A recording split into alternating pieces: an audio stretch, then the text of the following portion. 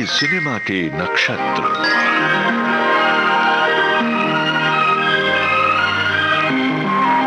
भारतीय सिनेमा के यात्रा को समर्पित विविध भारती की पेशकश। भारतीय सिनेमा के नक्षत्र।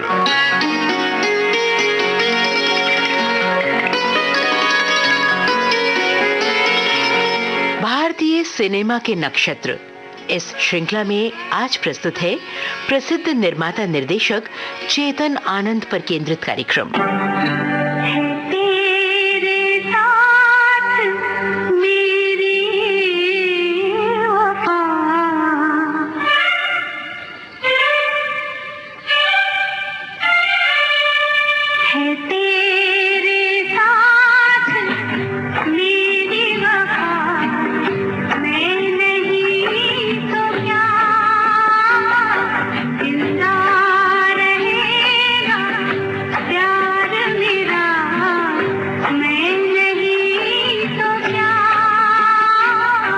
बनाई फिल्म हिंदुस्तान की कसम के इस गीत के माध्यम से जैसे कि कह गए हैं वो, मैं नहीं तो क्या। उनकी फिल्में, उनकी फिल्मों का खुमार, उनकी फिल्मों का फलसफा और रूहानी संगीतकार मदन मोहन का उनकी फिल्मों में दिया सम्मोहक संगीत सब ज्यों का त्यों है। हिंदी फिल्मों को बहुत कुछ देने के बाद भी जिस फिल्मकार का वास्तविक मूल्यांकन नहीं हुआ वो है चेतन आनंद। होके मजबूर मुझे उसने बुलाया होगा, होके मजबूर मुझे। निर्माता, निर्देशक, अभिनेता, कथा, पटकथा और संवाद लेखक चेतन आनंद। क्या कुछ नहीं दिया उन्होंने हिंदी फिल्मों को। देश के लिए पहला कांस पुरस्कार, ग्रां प्री दू फेस्टिवल इंटरनेशनल दो फिल्म पामडोर यानी समारोह की बेस्ट फिल्म लेकर आए वो अपनी पहली ही फिल्म नीचा नगर के जरिए।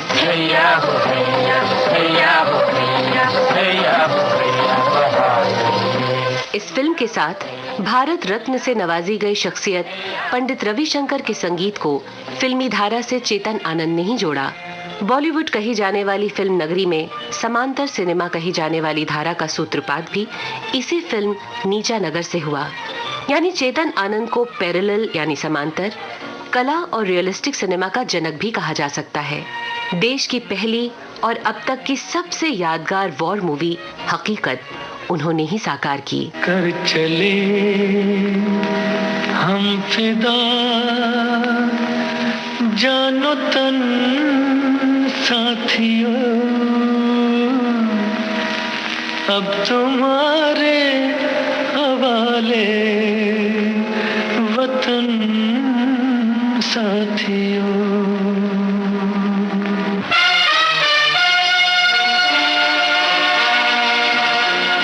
हिंदी फिल्मों की पहली और अब तक की अकेली काव्यात्मक फिल्म हीर रांझा भी उन्होंने ही बनाई।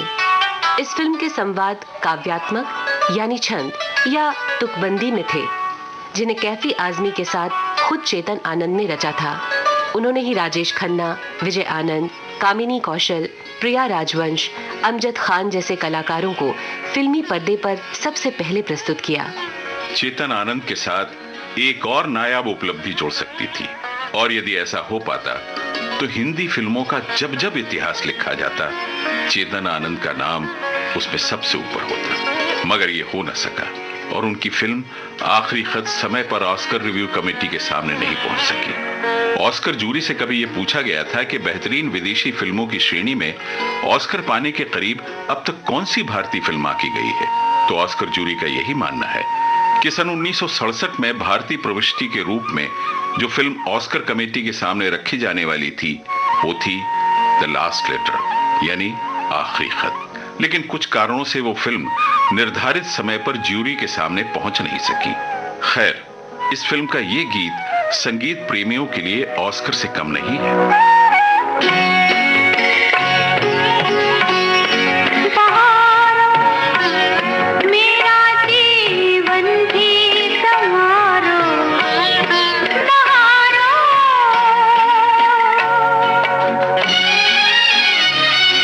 चेतन आनंद ने हिंदी फिल्मों को और भी बहुत कुछ दिया है।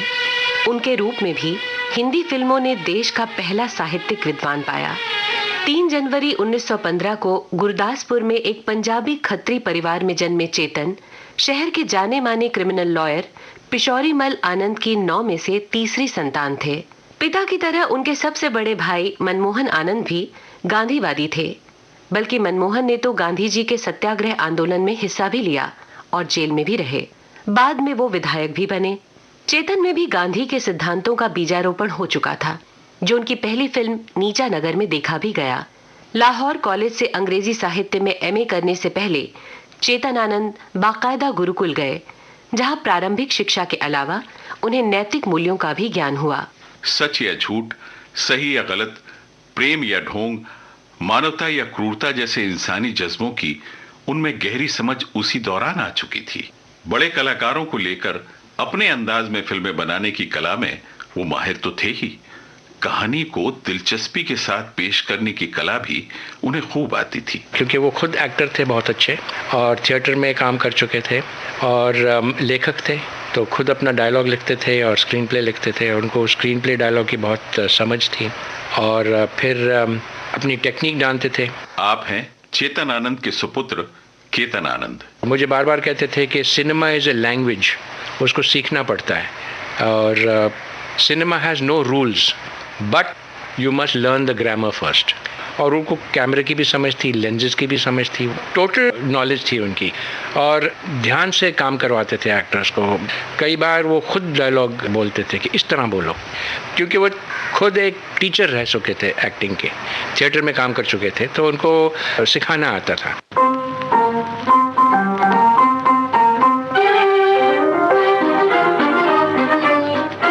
पहाड़, वादियां, फिजाएं उन्हें शूटिंग के लिए खींचती रहीं, और उन्हें शानदार और सदाबहार गीत फिल्माने का बहाना मिलता रहा। पहाड़ों से उनका ऐसा लगाव था कि वो फिल्म नगरी आना ही नहीं चाहते थे। कुछ समय तक दिल्ली में ऑल इंडिया रेडियो से जुड़ने के बाद वो अपने प्रिय स्थल देहरादून मसूरी में बस गए थे, और दून स्कूल में अंग्रेजी, हिंदी, नाट्यशास्त्र और अपने पसंदीदा खेल टेनिस का अध्यापन करने लगे थे। खाली समय में वो नाटक और कथाएं लिखते। वहीं उन्होंने एक खुला मंच भी बना लिया था। यहीं उनकी मुलाकात हुई अपने जीवन रंगमंच की पहली संगिनी उमा चैटर्जी से, जिनसे उन्होंने 1943 में विवाह किया, और उमा चैटर्जी उमा आनंद के नाम से नीचा नगर जैसी फिल्मों में अभिनेत्री के रूप में आईं। अपनी लिखी कहानियों को वो फणी मजूमदार और किशोर साहू जैसे फिल्म मेकर्स के पास भेजते रहते। छुट्टियों में चेतन आनंद मुंबई भी आ जाते। यहाँ वो पृथ्वी थिएटर से तो जुड़े ही, साथ में इंडियन पीपुल्स थिएटर एसोसिएशन यानी इप्टा की गतिविधियों में भी शामिल हो गए। साहित्यिक सांस्कृतिक जगत में भी उनकी अच्छी पैठ हो गई थी। फणी मजूमदार उनमें एक संभावित अभिनेता देख रहे थे। उन्हें और नरगिस को लेकर एक फिल्म की घोषणा भी कर चुके थे, पर यह फिल्म कभी बन नहीं सकी। इप्टा के इसी प्रगतिवादी समूह के बीच उन्होंने कैफी आजमी जैसे मित्र भी पाए। फिल्म नीचा नगर में उन्होंने अपने मित्र की पुत्री उमा कश्यप को फिल्मी नाम कामनी कौशल देकर प्रस्तुत किया। बड़े भाई मनमोहन के भी 2 गीत फिल्में रखे। उनकी पहली फिल्म अंतरराष्ट्रीय पुरस्कार पाने में सफल रही। My first film was नीचा नगर, 1946. आप हैं अभिनेत्री कामनी कौशल। It was directed by Chetan Anand, और उसमें संगीत दिया था no less than Pandit Ravishankar. What a start! I was really lucky. Screen पर मेरा पहला गाना नन्ही सोना नाना अब रोना।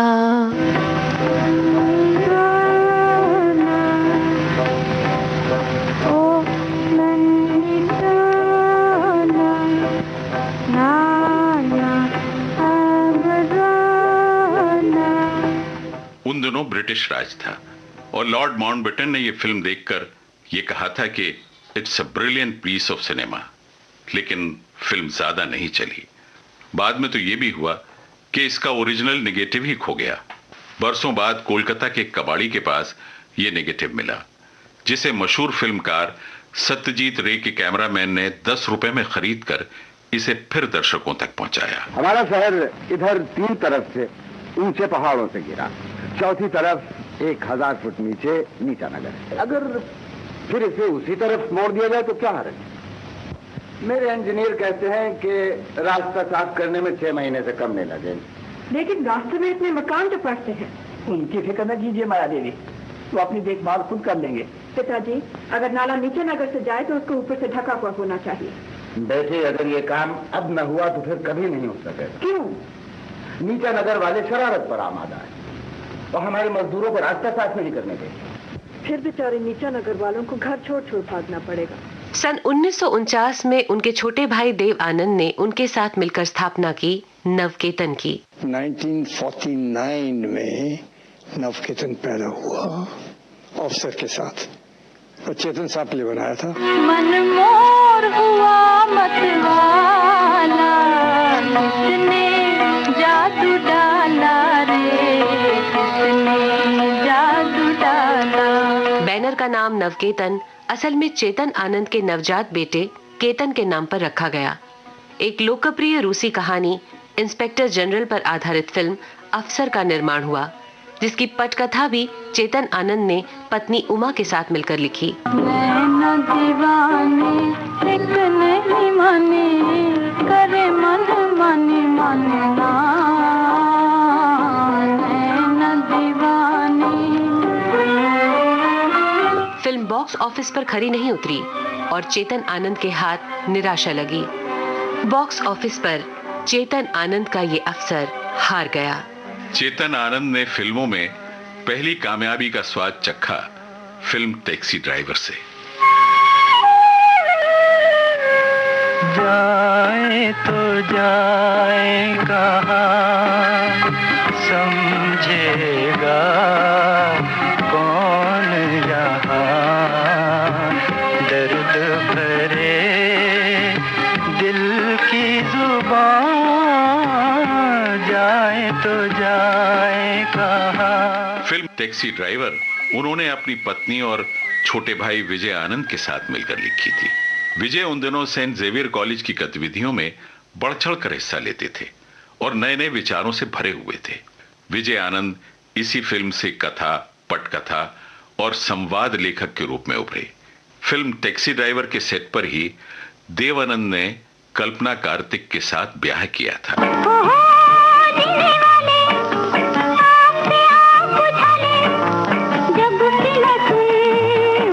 अगली फिल्म जोरू का भाई में चेतन आनंद ने अपने भाई विजय आनंद को बतौर अभिनेता पेश किया। इसी फिल्म में उन्होंने सचिन देव बर्मन के सहायक जयदेव को स्वतंत्र संगीत निर्देशन की जिम्मेदारी सौंपी। बार बार कौन करे, बार बार कौन करे, अब तेरा इंतजार कौन करे। फिल्म जोरू का भाई से ही उन्होंने संकेत दे दिए थे नवकेतन से अलग होने के। सच बतला मुझे जोगी, बलम से बात कब होगी, सच बतला मुझे जोगी। चेतन आनंद के निर्देशित अगली फिल्म थी फंटूश। ऐ मेरी टोपी पलट गया, ना अपने फंटूश को सता, ऐ मेरी दिलबर इधर नजर कर न जा, बिछड़ कर न जा न जा, ऐ मेरी टोपी पलट। फिल्म फंटूश ज्यादा तो नहीं चली पर सराही गई। सन 1957 की फिल्म अंजलि के साथ उन्होंने खुद को अभिनेता के रूप में भी प्रस्तुत किया और जिस किसी फिल्म समीक्षक ने ये फिल्म देखी है उनका मानना है कि तीनों भाइयों में चेतन सबसे ज्यादा सक्षम अभिनेता थे। दीपक प्यार करे, जब लाख पतंगे जलते हो, किसको दीपक प्यार करे। सन 1957 चेतन आनंद की जिंदगी में बड़ी उथल पुथल भरा था। पत्नी उमा से तलाक हुआ। उनकी अर्पण और अंजलि जैसी फिल्में बुरी तरह से फ्लॉप हुई। भाइयों देव और विजय से भी दूरियां बनने लगी थी। फिल्म किनारे किनारे में तो ये गीत जैसे उन्होंने अपनी स्वयं की आपबीती को समर्पित किया है। तेरी रहमत चुप रही, मैं रोते रोते मर गया, देखनी तेरी खुदाई। फिल्म किनारे किनारे के बाद चेतन आनंद ने अपना बैनर स्थापित किया।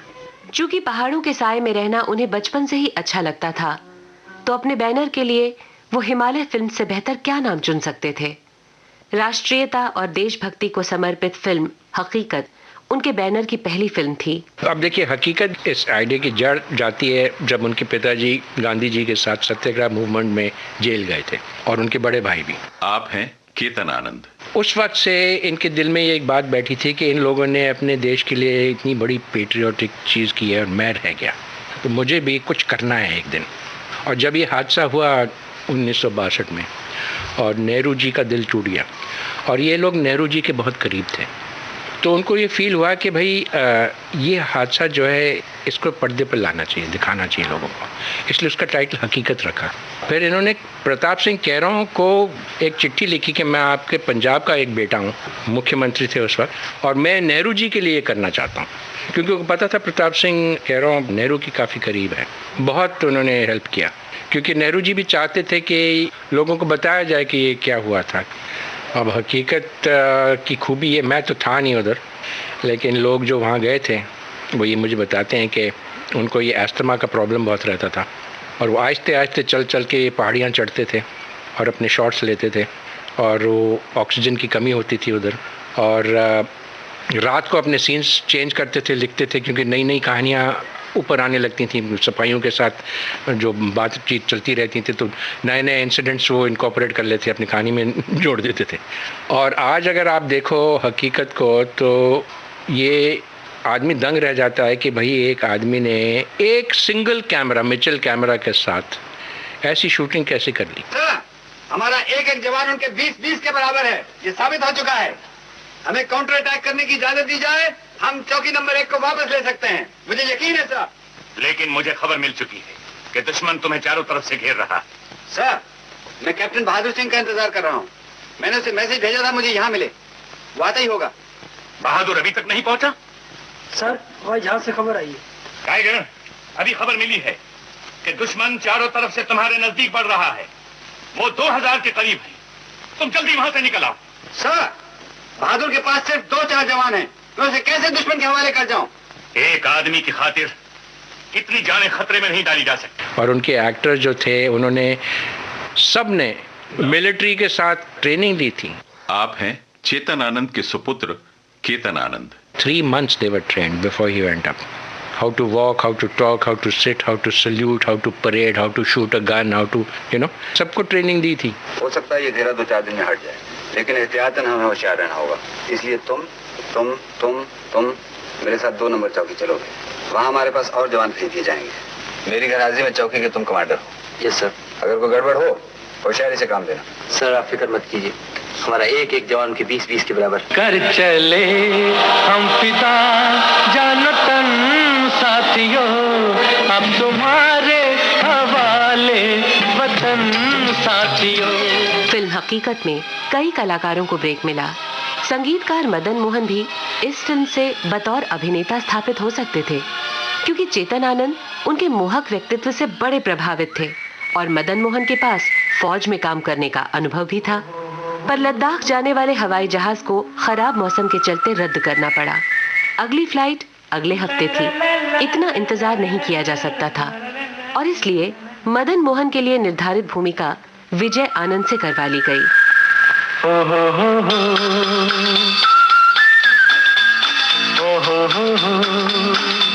चेतन आनंद की फिल्मों में उनकी आखिरी फिल्म तक नज़मों का दौर बना रहा। फिल्म आखिरी खत में 2 नज़में थीं। ये फिल्म बॉलीवुड की जुबान में क्विकी थी। 1.5 साल के मास्टर बंटी को मुंबई की सड़कों पर खुला छोड़ दिया गया, और सिनेमेटोग्राफर जाल मिस्त्री उसे अपने कैमरे में कैद करते चले गए। फिल्म फटाफट बनाई जा रही थी। इतनी जल्दी कि इधर फिल्म की शूटिंग चल रही थी, उधर फिल्म की कहानी पर काम चल रहा था, क्योंकि तब तक कहानी भी तैयार नहीं हुई थी। फिल्म आखिरी खत के बारे में बोलते हुए केतन आनंद।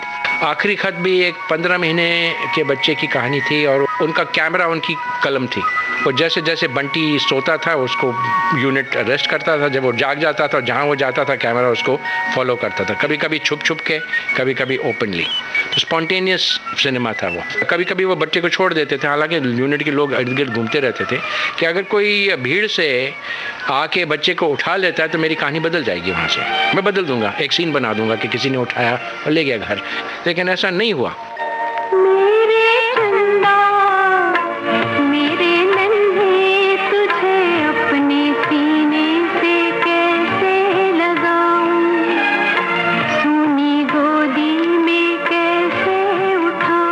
चेतन आनंद की हीर रांझा की नज़्मों का तो कोई जवाब ही नहीं। वास्तविक रचयिता वारिस शाह की हीर रांझा चेतन आनंद ने अनोखे ढंग में पेश की। हीर रांझा बड़ी खूबसूरत फिल्म थी, बहुत प्लान करके बनाई थी। हीर रांझा में बहुत प्लानिंग गई थी क्योंकि इसमें बंदिश थी शायरी की। उन्होंने जिद की कि वारिस शाह ने एक गीत लिखा था। आप हैं केतन आनंद। उन्होंने कहानी नहीं सुनाई थी, ये प्रोज नहीं है, पोइट्री है। तो अगर मैं वारिस शाह की कहानी लेता हूँ तो मैं उनकी इंसल्ट करता हूँ अगर मैं पोइट्री में नहीं बनाता तो मेरी पूरी फिल्म एक शायरी होगी। तो उन्होंने कैफी आज़मी को चैलेंज दिया कि आप लिखोगे। तो फिर उन्होंने प्लानिंग की, फिर उन्होंने कहा ठीक है, डायलॉग ऐसे लिखे जाएंगे जो बोले जा सकते हैं। तू जब आ जाती है पास, भूख मर जाती है, जाग उठती है प्यास। प्यास तो लस्सी पियो, लस्सी भी है।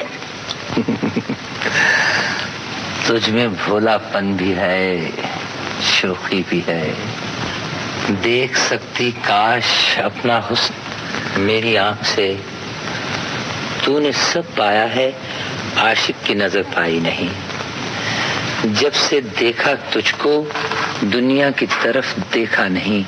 जब से चाहा तुझको अपनी याद भी आई नहीं। तुझको पाना जिंदगी है, तुझको खोना मौत है।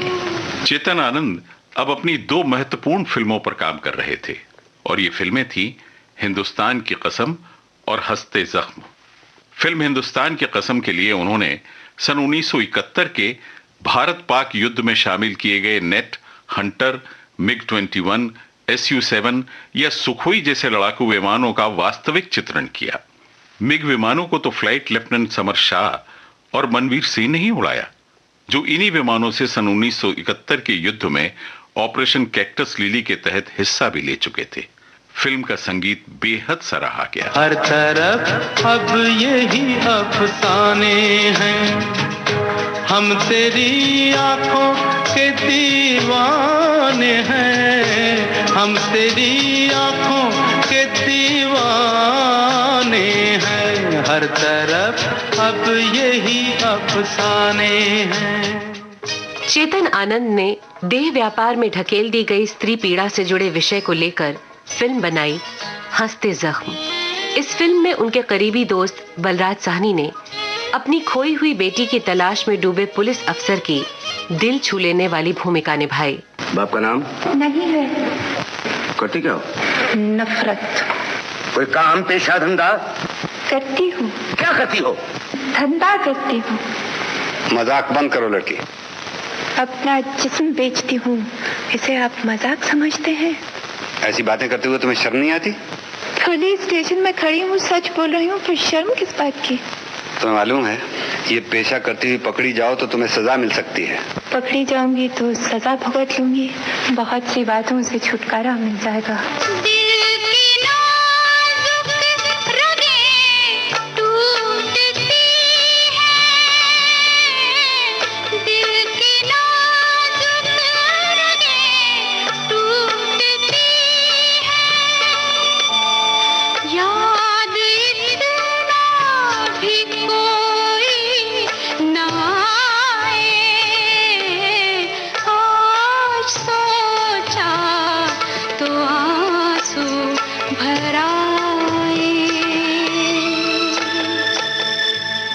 इस बीच चेतन आनंद के पहले बैनर नवकेतन के 25 वर्ष पूरे हो गए थे और भाइयों ने निर्णय लिया कि बड़े भाई चेतन फिर इस बैनर के लिए फिल्में बनाए। एक था राजा नाम की फिल्म की तैयारियां शुरू हुई, लेकिन देव आनंद इस विषय से प्रभावित नहीं थे। इसीलिए 2 ऐसी फिल्में घोषित हुई जो इसी बैनर की शुरुआती फिल्मों का रीमेक थी। टैक्सी ड्राइवर के रीमेक के रूप में जानेमन बनाई गई नवकेतन के बैनर पर, और अफसर के रीमेक के रूप में साहेब बहादुर बनने लगी हिमालय फिल्म्स के साथ। चेतन आनंद ने इसी बीच पुनर्जन्म पर आधारित एक फिल्म डायरेक्ट की, कुदरत। हमें तुमसे प्यार कितना ये हम नहीं जानते, मगर जी नहीं सकते तुम्हारे बिना।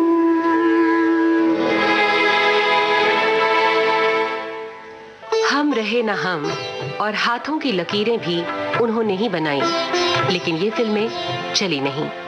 तेजी से फैलते टीवी पर्दे के लिए भी उन्होंने अपने मनपसंद विषय सरहद और राष्ट्र प्रेम पर आधारित धारावाहिक परमवीर चक्र बनाया। बस इसके बाद वो सक्रिय निर्माण से हट गए। इस धारावाहिक के अलावा उन्होंने 19 फिल्में निर्देशित की, 9 फिल्मों की कहानी से जुड़े, 7 में अभिनय भी किया और 3 खुद प्रोड्यूस की। हकीकत सिर्फ नामांकन पा सकी, लेकिन उनकी किसी फिल्म ने कोई फिल्म फेयर पुरस्कार तक नहीं जीता। ना ही बतौर निर्देशक वो किसी अवार्ड जूरी को प्रभावित कर सके। अपने भाइयों और इन्हीं की देखा देखी बाकी लोगों के बीच भाई जी के रूप में लोकप्रिय चेतन आनंद ने 6 जुलाई 1997 को आखिरी सांस ली और छोड़ गए अपनी यादगार फिल्मों की सौगात, जिन्हें देख सभी ये कहते हैं, तुम जो मिल गए हो तो ये लगता है कि जहां मिल गया।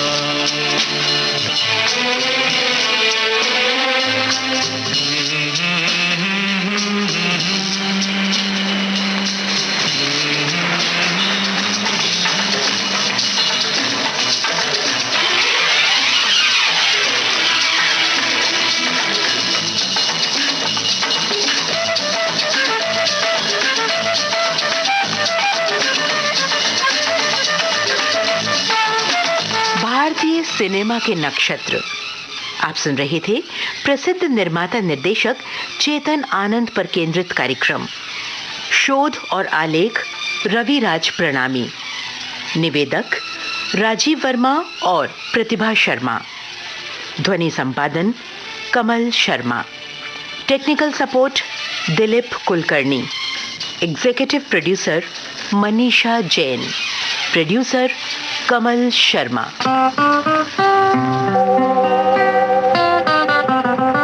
भारतीय सिनेमा के नक्षत्र।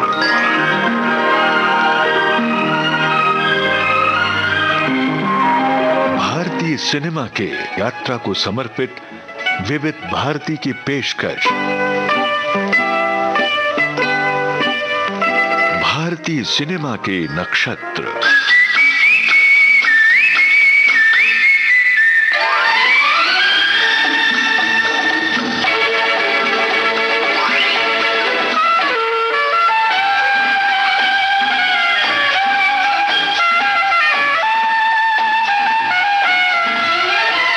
जाने माने निर्माता और निर्देशक चेतन आनंद पर केंद्रित भारतीय सिनेमा के नक्षत्र कार्यक्रम अभी आपने सुना।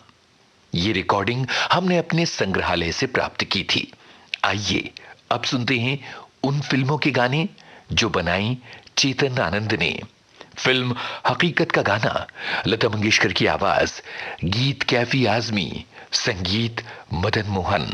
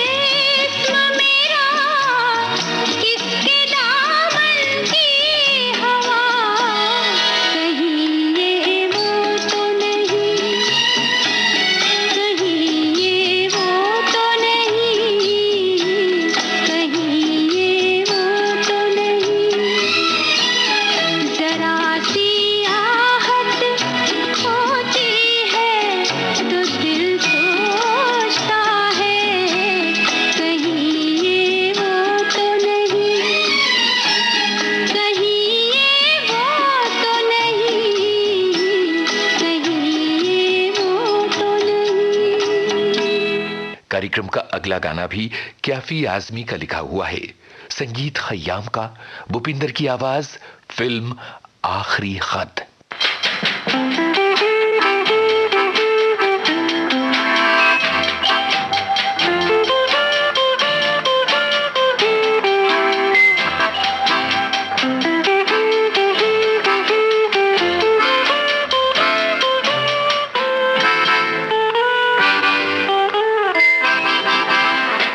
जवान जवान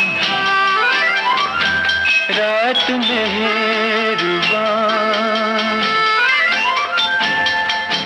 छेड़ो कोई दास्तां, रुत जवान जवान रात मेहरबान, छेड़ो कोई दास्तां, रुत जवान जवान।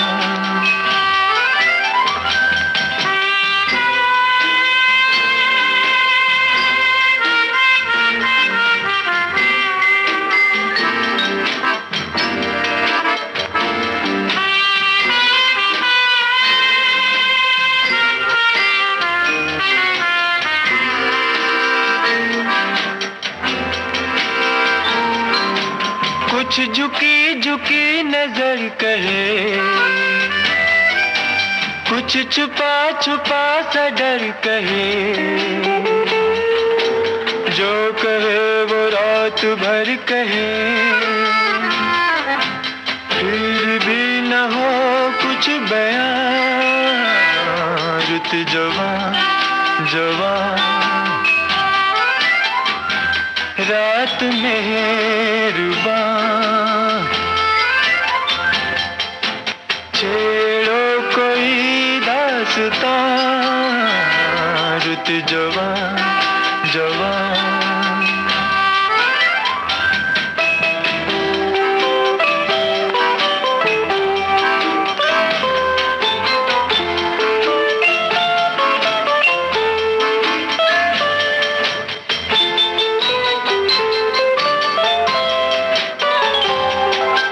हुस्न की शिकायतें बजा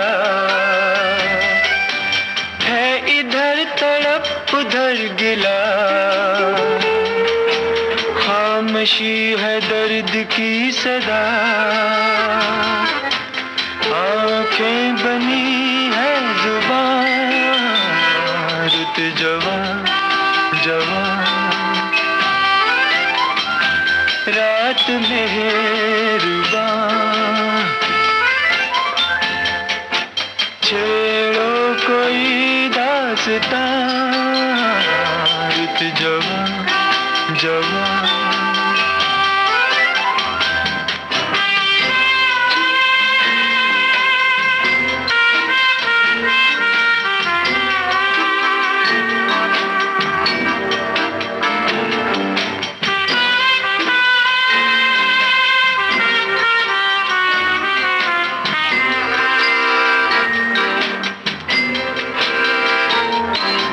गम खुशी खुशी छुपा लिया,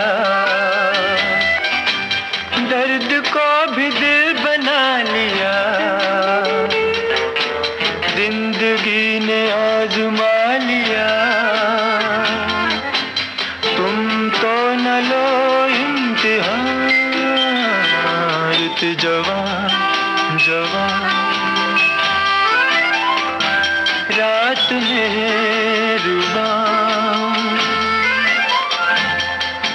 छेड़ो कोई दास्तां, रुत जवान जवान। हस्ती जख्म फिल्म का गाना, लता मंगेशकर की आवाज, गीतकार कैफी आजमी, संगीतकार मदन मोहन।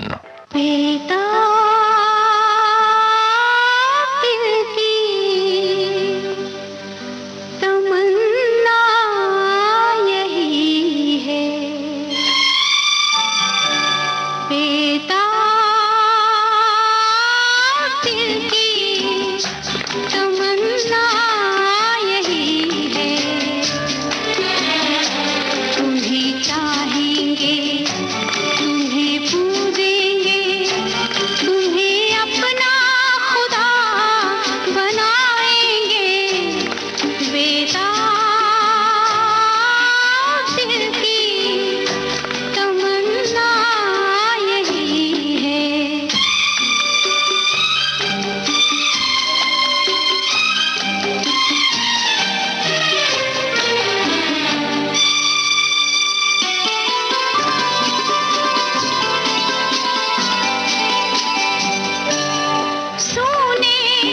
तूने ख्वाबों में, जब तक तुम ना आए थे, खुशियाँ थी सब औरों की, गम भी सारे पराए थे, अपने से भी छुपाई थी धड़कन अपने सीने की, हमको जीना पड़ता था, ख्वाहिश कब थी जीने की, अब जो आके तुमने हमें जीना सिखा दिया है, चलो दुनिया नहीं बसाएंगे बेताब दिल की तमन्ना यही है।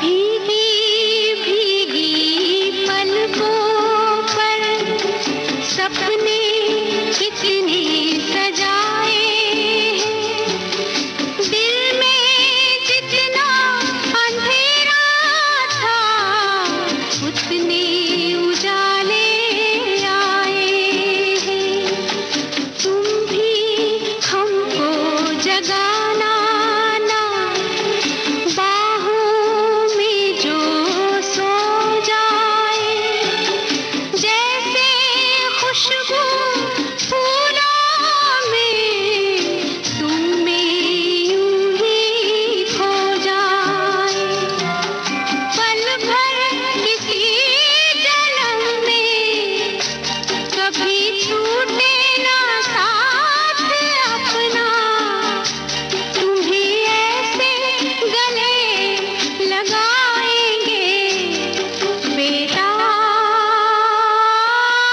दिल की तमन्ना यही है।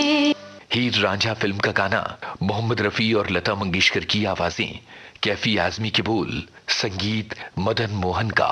मेरी दुनिया में तुम आई, क्या क्या अपने साथ लिए, तन की चांदी मन का सोना, सपनों वाली रात लिए, मेरी दुनिया में तुम आई।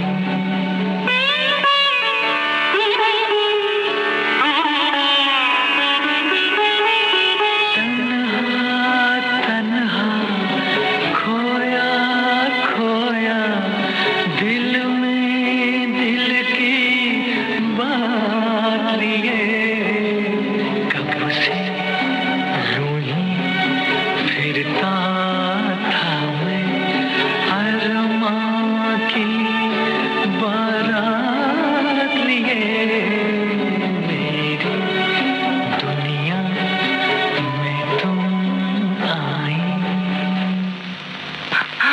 अंधेरे का इशारा समझो, अब दिया दिल का जलाना होगा। तुम बड़े हो, मुझे जाने दो। जा सकोगी? मुझे जाना होगा। जाओ। छोड़ो भी नहीं, छोड़ो ना। आज की रात तो दिल तोड़ो ना।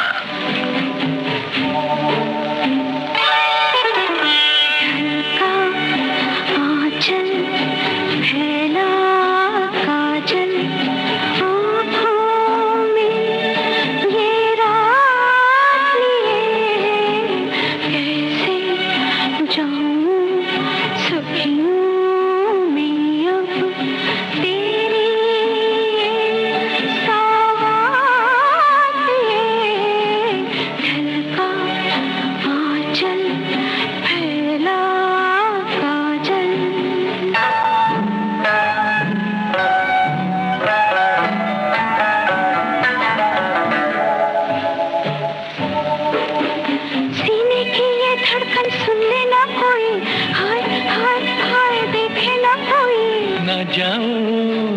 जाओ।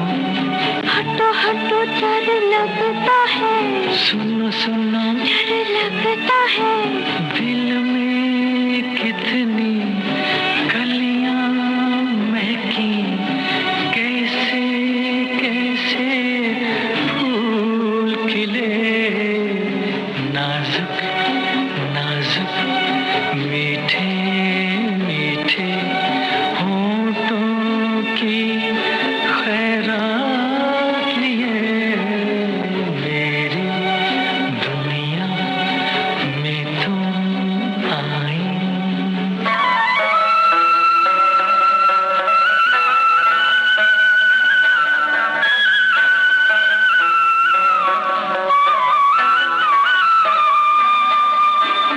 चांद से कैसे आँखें लाऊं, बाहों में आओ तुमको बताऊं। बस भी करो अब न डरो, रात है ये अपनी।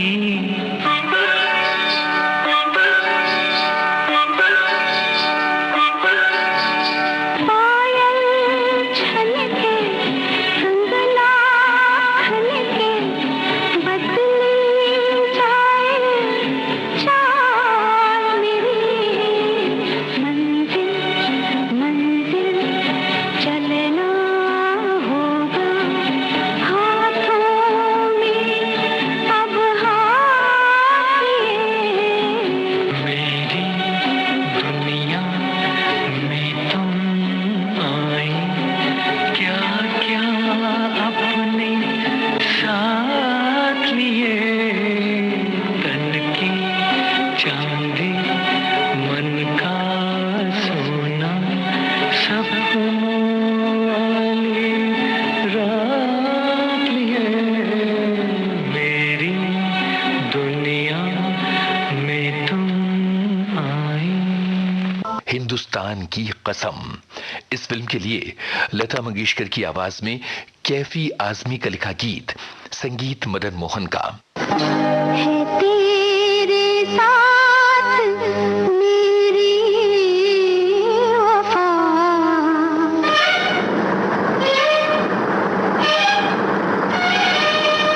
है तेरे साथ मेरी वफा। मैं नहीं तो क्या जिंदा रहेगा प्यार मेरा। मैं नहीं तो क्या, मैं नहीं तो क्या, मैं नहीं तो क्या। है तेरे साथ मेरी वफा, मैं नहीं तो क्या।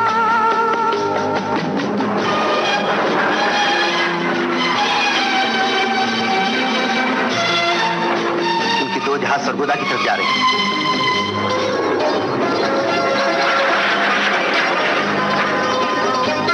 दो जहाज पेशावर की तरफ जा रहे हैं।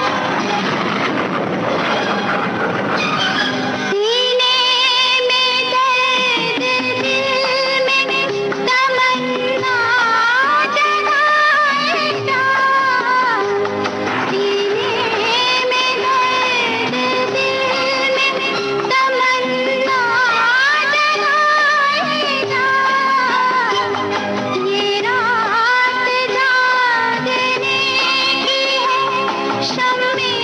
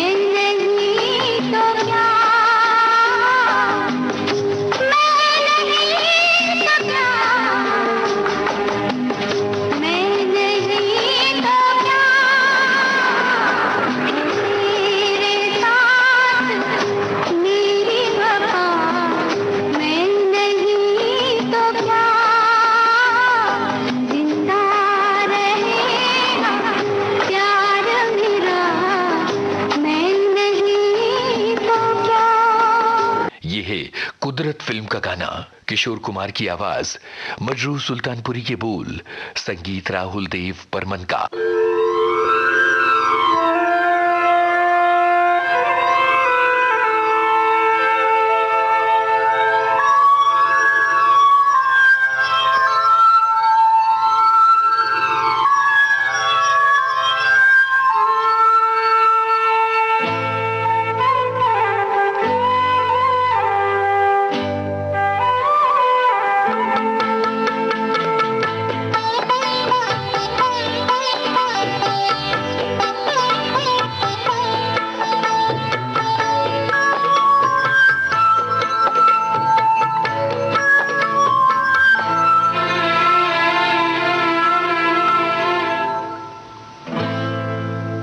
हमें तुमसे प्यार कितना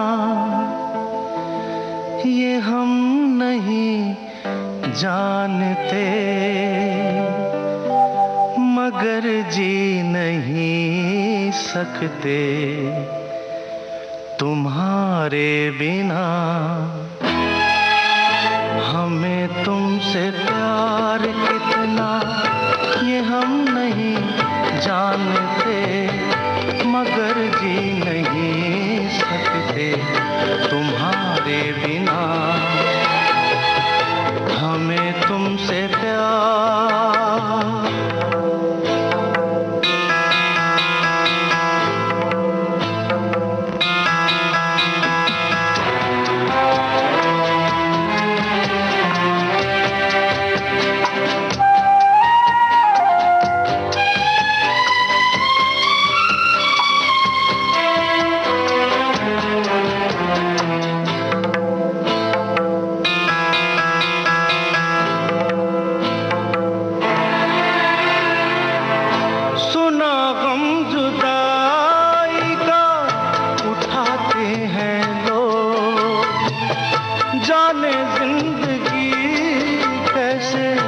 बिताते हैं लोग, दिन भी यहाँ तो लगे बरस के समान।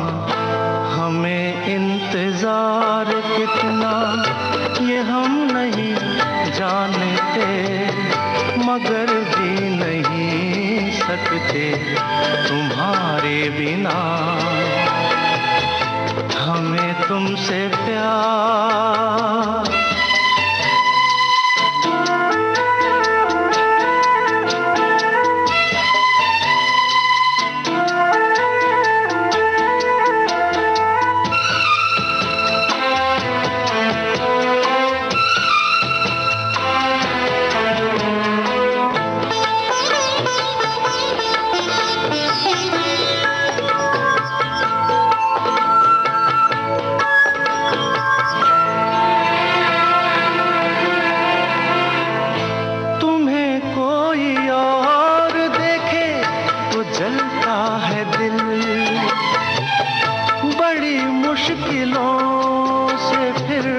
संभलता है दिल। क्या क्या जतन करते हैं तुम्हें क्या पता, ये दिल बेकरार कितना ये हम नहीं जानते, मगर जी नहीं सकते तुम्हारे बिना। हमें तुमसे प्यार कितना ये हम नहीं जानते, मगर जी नहीं सकते तुम्हारे बिना। हमें तुमसे प्यार। कार्यक्रम की आखिर में जाने मन फिल्म का गाना, लता मंगेशकर की आवाज है, गीतकार हैं आनंद बख्शी, संगीतकार लक्ष्मीकांत प्यारेलाल। आएगी आएगी आएगी